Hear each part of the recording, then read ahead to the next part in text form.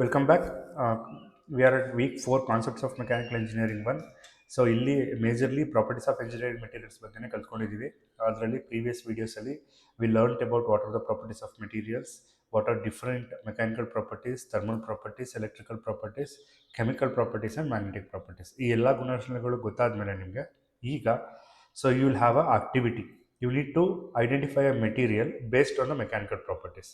So ಆ ಥರ ಒಂದು ಆ್ಯಕ್ಟಿವಿಟಿನ ಮಾಡಬಹುದು. This is only for reference purpose. You can take it or the course coordinator can choose their activity according to their knowledge and perceptions. So what might be the objective? To help the student to understand and compare different engineering material properties.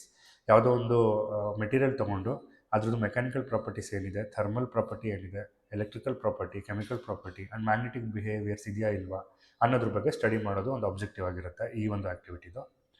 Again, the total number of students will be divided into 6 batches according to the student strength. Each batch will assign a unique set of 5 to 10 engineering materials. ಒಂದು 5ರಿಂದ 10 engineering materialsನ ಪ್ರತಿ ಬ್ಯಾಚ್ಗೆ ಕೊಡ್ಬೋದು. So you ask the students to identify a material and list out its mechanical, thermal, electrical and chemical or mechanical properties. This is a task in front of you.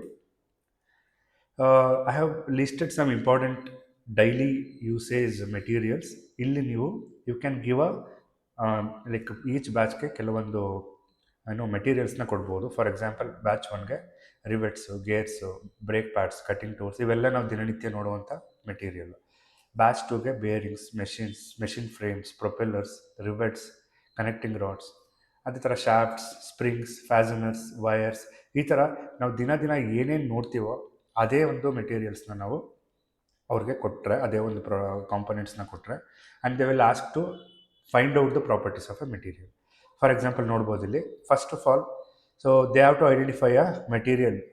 ಇನ್ನು ನೋಡ್ಬೋದು rail track ಅಂತ ಒಂದು component ತೊಗೊಂಡಿದ್ದಾರೆ. ಯಾವ ಮೆಟೀರಿಯಲ್ನ use ಮಾಡ್ತಾರೆ first. ನಿಮಗೆಲ್ಲ ಗೊತ್ತೇ ಇದೆ, steel ಅಥವಾ ಹೈ ಕಾರ್ಬನ್ ಸ್ಟೀಲ್ನ ಯೂಸ್ ಮಾಡ್ತೀವಿ. ಆ್ಯಂಡ್ ರಿಕ್ವೈರ್ಡ್ ಪ್ರಾಪರ್ಟೀಸ್, ಯಾವ್ಯಾವ ಪ್ರಾಪರ್ಟೀಸ್ ಇದೆ ಅಂತ ಲಿಸ್ಟ್ ಮಾಡೋಣ. ಮೆಕ್ಯಾನಿಕಲ್ ಪ್ರಾಪರ್ಟೀಸ್ ಯಾವ್ಯಾವುದು? It should be very hard, it should be very tough and it should have high strength ಇರಬೇಕು.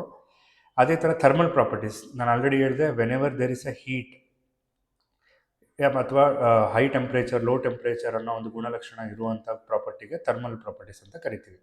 ಸೊ ಮಾಡರೇಟ್ ಎಕ್ಸ್ಪ್ಯಾನ್ಷನ್ ಆಗಿರಬೇಕು, ಅಂದರೆ ಬೇಗ ಎಕ್ಸ್ಪ್ಯಾಂಡ್ ಆಗಬಾರ್ದು. ಎಕ್ಸ್ಪ್ಯಾಂಡ್ ಆದಾಗ ಏನಾಗುತ್ತೆ, ಈ ಏನು ರೈಲ್ ಟ್ರ್ಯಾಕ್ ಇರುತ್ತಲ್ಲ ಇದು, it will start expanding and gap ಬರೋ ಚಾನ್ಸಸ್ ಇರುತ್ತೆ. ಆವಾಗ it leads to a lot of catastrophic failure. ಹಂಗಾಗಿ it should expand very slower rate. ಹಂಗಾಗಿ this is one of the important property ಆಗುತ್ತೆ. ಎಲೆಕ್ಟ್ರಿಕಲ್ ಪ್ರಾಪರ್ಟಿಗೆ ಬಂದರೆ, so sometimes it should be very conductive. Electrical conductivity ಇದ್ರ ಜೊತೆಗೆ pass ಆಗಬೇಕಾಗುತ್ತೆ. So ಹಂಗಾಗೋದ್ರಿಂದನೇ metro trains ಅಥವಾ ಏನು ನಾವು ಎಲೆಕ್ಟ್ರಿಕಲ್ ಟ್ರೈನ್ಸ್ ಯೂಸ್ ಮಾಡ್ತೀವಲ್ಲ, ಹಂಗಾಗಿ ಅದ್ರ ಮೇಲೆ ವರ್ಕ್ ಆಗೋದು. Chemical properties always it is rust in moisture, but rust ಹಿಡಿಬಾರ್ದು ಅಂತ ಹೇಳಿದ್ರೆ we need to take care of like ಬೇರೆ ಏನಾದರೂ ಅದ್ರ ಜೊತೆ ಅಲಾಯಿಂಗ್ ಮಾಡಿ ಯೂಸ್ ಮಾಡ್ಬೋದು. ರಸ್ಟ್ ಆಗುತ್ತೆ ಅಂತ ಬರೀರಿ ನೀವು. Again magnetic properties, magnetic flux ಇರೋದ್ರಿಂದನೇ again electrical trains or metro trains work ಆಗುವಂಥದ್ದು. So magnetic and electrical properties are like ಒಂದಕ್ಕೊಂದು ಇಂಟರ್ ರಿಲೇಟೆಡ್ ಆಗಿದೆ. ಕಂಡಕ್ಟಿವ್ ಇದ್ದರೆ ಮ್ಯಾಗ್ನೆಟಿಕ್ ಪ್ರಾಪರ್ಟಿ ಇದೆ ಅಂತ. ಸೊ ಈ ಥರ ನೀವು ಕೊಟ್ಟಿರುವಂಥ ಎಲ್ಲ ಪ್ರಾಡಕ್ಟ್ಸ್ಗೂ ಪ್ರಾಪರ್ಟೀಸ್ನ ಲಿಸ್ಟ್ ಮಾಡಬೇಕು.